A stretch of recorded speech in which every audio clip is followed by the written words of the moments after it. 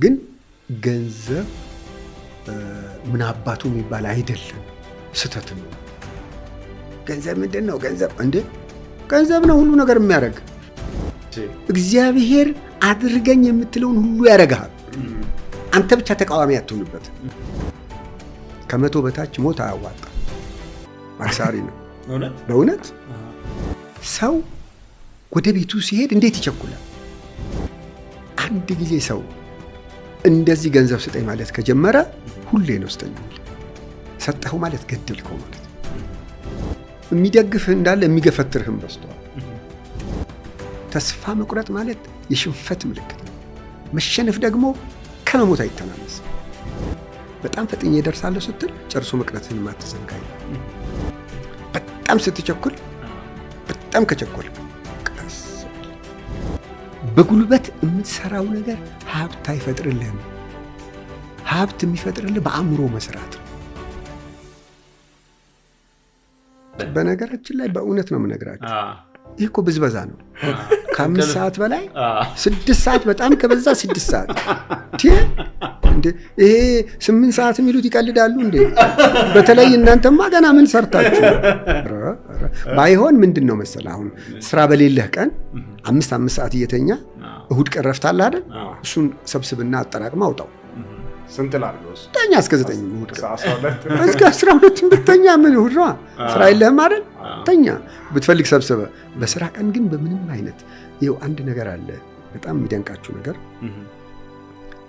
ሰው ወደ ቤቱ ሲሄድ እንዴት ይቸኩላል? ሰው እኮ ወደ ስራው ሲሄድ ነው መቸኮል ያለበት። አየህ አሁን አንዳንድ መኪኖች አይተህ እንደሆነ ወደ ቤቱ ለመሄድ በዚህ ሹልክ ይላል። ለምንድን ነው የሚሾልከው? ወደ ቤት አይደል የሚሄደው? ልጁንም ለማየት ይሁን ዋቴቨር ይሁን ወደ ቤት ነው የሚሄደው። ወደ ስራ ሲሆን ግን ስንት ሰው ህይወት አለ በዛ ስራ ውስጥ። ስለዚህ ቸኩሎ በቶሎ ወደ ስራዬ ለመድረስ ብሎ ቢጣደፍ ትክክል ነው። ቶሎ ወደ ስራ፣ ምክንያቱም ስራ ነዋ። ወደ ቤት ግን ቤት ነው የምትሄደው። በቃ ግፋ ቢል እንቅልፍ ነው። 5 ሰዓትም ትተኛለህ፣ 4 ሰዓትም ትተኛለህ። ምን ያልቃል እንደ እንቅልፍ? በተተኛው እኮ አልቅም። ይኸው ብታምኑም ባታምኑም ቤታችሁ ለመሄድ አትቸኩሉ። ቀስ ብላ ስራችሁን በደንብ አጠናቃችሁ ምን ብላችሁ በቃ ቤት ነው የምትሄዱት። ምንም ችግር የለም። ቤት በማናቸውም መኪና ላይ አትቸኩሉ። እንደዚህ በየሹልክ አትበሉ። ቀስ ብላችሁ ወደ ቤት ነው ደስይ ብለህ ቀስ ብላችሁ ጠዋት ነው ጠቡ። ለሊት ተነስተህ ቶሎ ወደ ስራዬ ቶሎ ሩጫ። ጠዋት በቃ ወሳኝ ነው። ወደ ስራ ነው እንዴ? ምሳ የምትሄድ ከሆነ ምሳ በልተህ ስትመጣ ቶሎ ብለህ ስራ ነው። ብዙ ነገር ነው የሚጓደለው። የአንድ ሰው እኮ አይደለም ስራው፣ የብዙ ሰው ህይወት የያዘ ታዲያ የብዙ ሰው ህይወት የያዘ እኮ ነው። ይሄ አሁን 8 ሰዓት ረፍት የሚባለው ነገር ተው። እኛ ገና ደህና ነን፣ ገና ነን። ባይሆን እንደ አሜሪካን እንሁንና እንደነሱ ሀብታም ስንሆን 8 ሰዓቱን ግድ የለም 8ቱን መናኛ 8ቱ። አሁን ኢትዮጵያ ስለሆነ እንደዚህ የሚያደርጋለ የለም፣ ማንም የለም። ገበሬው ብታዩት ያው አፈር ሲግጥ ነው የሚውለው። ሌላውን ብታዩት አሁን በየቢሮውን ብትሄዱ ሁሉም ሲንከባለል ነው የሚውለውና እውነት አይደለም። እንደው እንናገረው ከሆነ ይቻላል መናገር። በተረፈ ድምቀት ነው እንጂ አሁን አንተ ራስህ እስቲ እንደው በራስህ አስበው። እንደው እውነት አሁን ይመስላል 8 ሰዓት ትዝናናለህ ኤቭሪዴ 8 ሰዓት ታርፋለህ? እሱን ነው የምልህ። ፋክት አይደለም። እኛ ሀገር አትችልም። ለምን መሰለኛ ደህነን ገና ባይሆን ሰርተን በልጽገን ምናምን በኋላ ችግር የለ። ከበለጸግን በኋላ 40 ቀን ጀምረው እንደ የሚወጡት ነጮች 40 ቀን ጀምሮ ዓርብ፣ ቅዳሜ፣ እሁድ ታዲያ ይዝናናሉ። ልክ ናቸው። ሰርተዋል፣ በልጽገዋል። ልክ ናቸው። እኛ ገና ከእጅ ወደ አፍ ከአፍ ወደ ሆድ ገና ነን። በጣም ስትቸኩል፣ በጣም ከቸኮልክ ቀስ በጣም አሁን በጣም ትቸኩላለህ አይደል? ምንድነው ያልከው? በጣም ስትቸኩል ቀስ ካላልክ ብዙ ዕቃ ታበላሻለህ። ለምሳሌ አሁን ቶሎ በል አቶ ጥጋቡ ቶሎ በል እዚህ ጋር ፈንጂ ሊፈነዳ ነው ቶሎ በል ይሏል አይደል? ከዚህ ጋር ተነስተህ ስትሄድ ይሄን ሁሉ ገለባብጠህ ነው የምትሄደው። ላትደርስም ትችላለህ። ልክ ሁል ጊዜ በጣም አስቸኳይ ነገር ሲገጥማችሁ ቀስ በል፣ በጣም ቶሎ ድረሱ። ሰው ታሟል ወይ የሆነ ነገር ምናምን ይባላል። ኦኬ ቀስ ብለህ ስራውን ትሰራዋለህ በአግባቡ ምንም ሳትሆን። ይሄ ነገር በደንብ በህይወት ልምዳችሁ ለአእምሯችሁ አስቀምጡት። ይሄኔ በህይወት ልምዴ ያገኘሁት ነገር ነው። ስትጣደፍ በዛው ፍጥነት የሆነ ነገር በቃ አስቸኳይ ነገር መጥቶብህ ፈጥነት እሰራለሁ ስትል በጣም ብዙ ነገር ታባላሻለህ። ወይ ትሰባብራለህ፣ ወይ ትጋጫ። ፈረንጆች የሚሉት ነገር አለ አይደል? በጣም ፈጥኜ እደርሳለሁ ስትል ጨርሶ መቅረትህን ማትዘንጋ ይላል። እና ምንድነው በተቻለ መጠን በጣም አስቸኳይ ነገር ሲገጥም ቀስ ብለህ እንዴት ነው የምሰራው? እንዴት አደርገዋለሁ? ኦኬ አሁን በፍጥነት ድረስ የሆነ ጓደኛ ልቡ ቆመዋል፣ ሆስፒታል ታደርሰው ቶሎ በሪ ትባላለህ አይደል? ኦኬ እንደሱ ነው ያለው። ቤት በኩል ነው፣ በየትኛው መንገድ ነው የሚሄደው? ስለት ብድግ ብለህ መሮጥ አይደለም። ቀስ ልበል ብለህ ቀስ ትልና ብድግ ትልና የትኛው መንገድ ነው አጭሩ መንገድ? እየሄድክ ማለት ነው። እየሄድክ እየሮጥክ አይደለም። ከሮጥክ ትወድቃለህ። እና በተቻለ መጠን ለአእምሯችሁ ሁሌ ይሄ ነገር ውሰዱት። ለአእምሯችሁ በቃ የሆነ ነገር አጣዳፊ አስቸኳይ ነገር አሁን ልጅንም ጧት ትምህርት ቤት ለማድረስ ቶሎ በሉ ሰዓት አልፈዋል፣ ቶሎ በሉ ካረካው ምኑም ከምኑ እያገጫጫው ነው። በትክክል አትወጣውም። እና እቺ ጥሩ ፍልስፍና ናት። በጣም ከቸኮልክ ቀስ በል። አለመሸነፍ፣ በፍጹም አለመሸነፍ። በቅድሚያ በደንብ ማሰብ ስለዛ ነገር። ያው አእምሯችን ነው ሰውነታችን ሁሉ የአእምሯችን አሽክር ነው። ሁሉ ነገራችን እጄን እንደዚህ የማረገው ጭንቅላቴ አርግ ብሎኝ ነው። ስለዚህ መጀመሪያ ጭንቅላቴን በደንብ ማሰራት። ምንድነው እኔ የማስበው? ይሄን ማስራት አለብኝ ብዬ በደንብ አስቤ የምሰራቸውን ነገሮች መጀመሪያ ላይ ራይት ዳውን አድርጌ በደንብ አድርጌ ጽፌ አስቤበት ከዛ በኋላ ያን ነገር ለማስፈጸም በምንም አይነት ረፍት መኖር የለበትም። ተክቶ መስራት በቃ እየታገሉ እየወደቁ እየተነሱ እየወደቁ እየተነሱ መታገል። ያሸንፋሉ። ከአቅም በላይ ሆኖ ቢሸነፍም አይቆጨውም። ታግሏል፣ ሞክሯል፣ ጥሯል፣ ግሯል። አልቻለም አይደል? በቃ ካልቻለም ምንም ማድረግ አይችልም። የእሱ ጥፋት አይደለም። እሱ ግን ታግሏል። እና ይሄ የመታገል ነገር ዋና ነገር ነው። በቃ ተስፋ ለመቁረጥ በምንም አይነት ተስፋ መቁረጥ ማለት የሽንፈት ምልክት ነው። መሸነፍ ደግሞ ከመሞት አይተናነስም። ከመሞት ምንም አይተናነስም። መሸነፍ ማለት በቃ መሞት ማለት ነው። እና ላለመሸነፍ ሁሌ ጥረት ማድረግ እሱን ነው። በተለይ ወጣቶቻችን በምንም አይነት። ሌላው በጣም የማየው ነገር ብክነት ምን ማለት ነው? ገንዘብ ማባከን፣ ግዴለሽ መሆን ለገንዘብ። ይሄ በጣም መጥፎ ነገር ነው። ቁጠባ ማለት ነው። ቁጠባ ዛሬ የተቆጠበው ነው ነገ ሀብት የሚሆነው። ግድ የለም የሚፈለገው ጋር ለመድረስ ዛሬ ቆጠብና ነገ ይደረሳል። ዛሬ እኮ ብስኩት ተበልቶ ነገ ስጋ ይበላል። ዛሬ ስጋ ከተበላ ነገ የትም አይሄድም። በቃ ተመሳሳይነትማ ያው ነው። ያለ ትጋት የትም አትሄድም። እንግዲህ ምንድነው አሁን የሚደግፍህ እንዳለ የሚገፈትርህም በስተዋል። የሚገፈትርህ ከዚያ ነገር እሱ ነው እንግዲህ ትንሽ ቻሌንጂንጉ ከበደ በጣም። እና ያ ባይከብድ ጥሩ ነው። ባይከብድ በቃ ሰው በቃ ጥሮ ግሮ ለማሸነፍ የሚያደርገውን ሌሎቻችንም ከጎኑ ቆመን አግዘ ነው ያ አሸንፎ እንዲወጣ ማድረግ። እዚህ ላይ ትብብራችን በጣም አነስተኛ። እሱ ላይ ግን መበርታት አለብን። አንድ ጊዜ ሰው እንደዚህ ገንዘብ ስጠኝ ማለት ከጀመረ ሁሌ ነው ስጠኝ የሚል። ስጠኝ ነው አይቻልም። ስጠኝ አይቻልም፣ ክልክል። አትሰጠውም። ሰጠኸው ማለት ገደልከው ማለት በፍጹም። ምንድነው አስገድደ አስፈርመህ አበድረው፣ ዋስ ጠርቶ ወይ ዕቁብ አስገባው። ዕቁብ አሱ ነው እና አስገባው። የዕቁብ ሰውዬ አይለቀውም። እሱም ተክቶ ይሰራል። ተክቶ ሰርቶ ዕቁቡን ከፍሎ ሰው ይሆናል። እንዲህ ገንዘብ ስጠኝ ካለ ገንዘብ ከሰጠኸው አልለፋበትም አልደከመበትም፣ ያጠፋዋል። በቃ አንተም እሴት እንዳትፈጥርበት አድርጎ እሱም እሴት ሳይፈጥርበት ሁለታችሁ ነው የምትጎዱት። ስለዚህ በጥሬ ነገር ጥሩ አይደለም። ዋሱ ነው። ባንክ የሚበደር ከሆነ አመቻችለት፣ ባንክ ሄዶ ይበደር። የገንዘብ ምንጭ ባንክ ነው። ግለሰብ እንዴት አምጣ ገንዘብ ትለዋል? እኔ ባንክ ተበድሬ እኔ ለሱ የምሰጥ ከሆነ ባንክ ምን ወሰደኝ?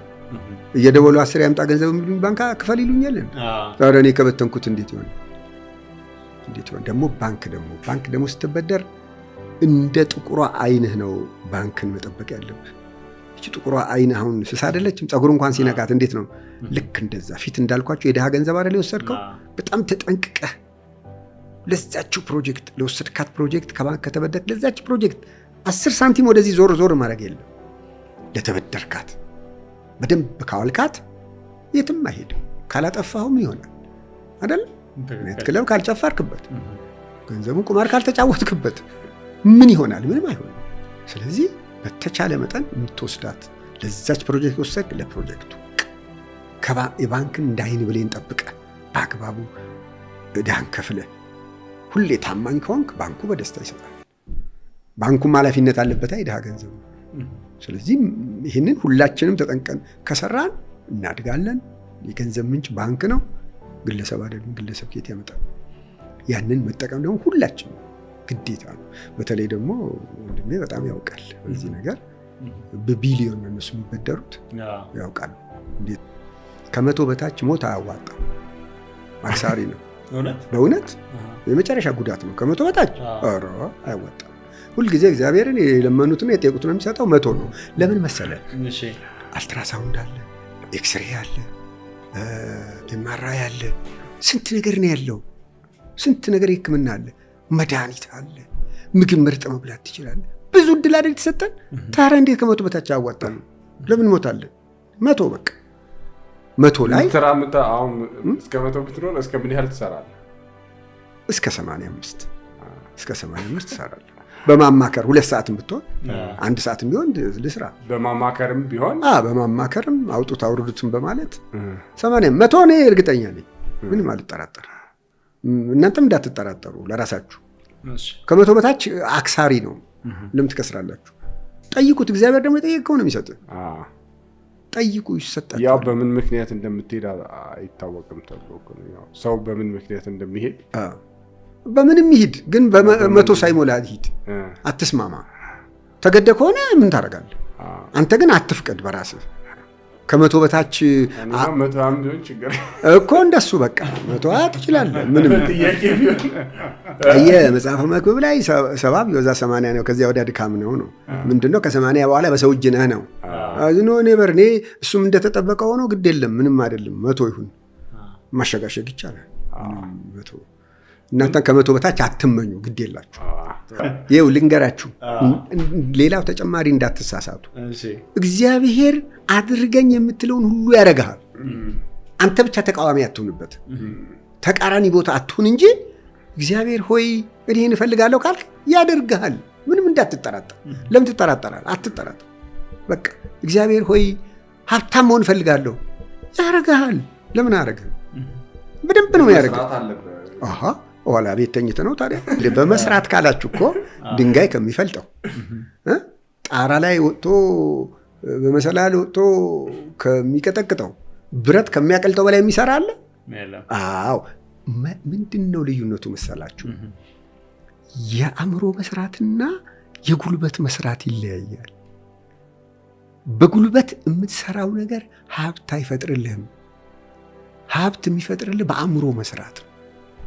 ጭንቅላት አስቦ የሚሰራው ስራ ነው እንጂ ስትሸከም ብትውል ሀብታም አትሆንም።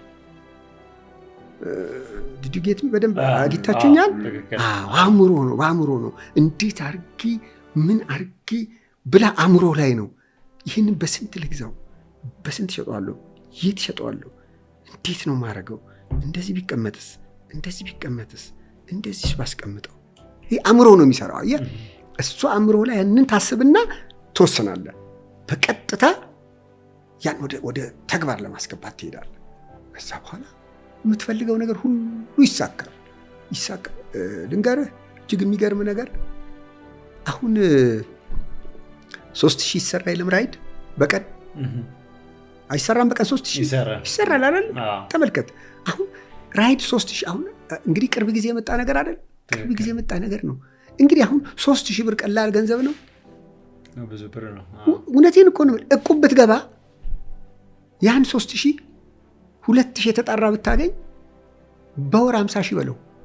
እቁብ ብትገባ ተጨማሪ ገንዘብ ታገኛለህ። በዛች አንድ ኪዮስክ ብትከፍት ትሰራለህ። ብዙ እድል አለ።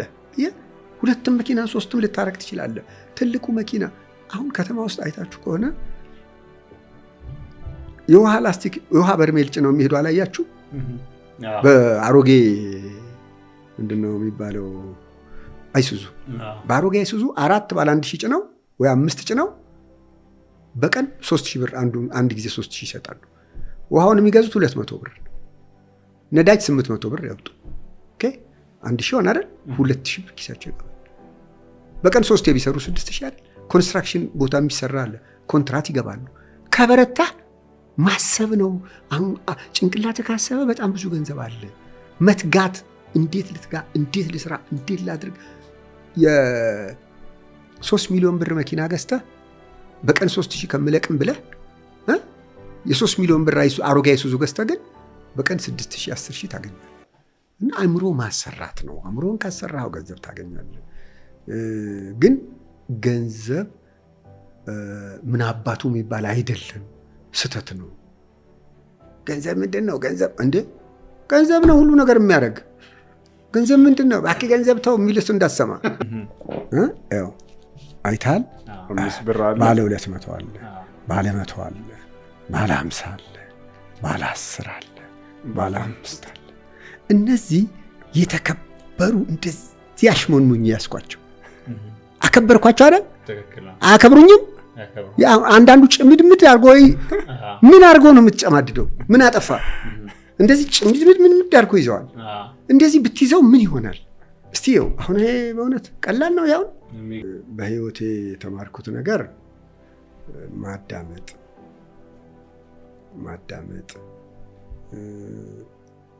ሰርቶ አለመድከም። በማህበራዊ ህይወቴ ደግሞ በተቻለ መጠን በተለያዩ ማህበራዊ ህይወት ላይ ማገዝ፣ ሳይታክቱ መስራት፣ ሁሌ በስራ ገበታ መገኘት። ስራ ገበታ ሰዓቱ አነሰ፣ ረዘመ፣ አጠረ ምን ሳይባል በተቻለ መጠን አቅም በፈቀደ መጠን ስራ ላይ መገኘት።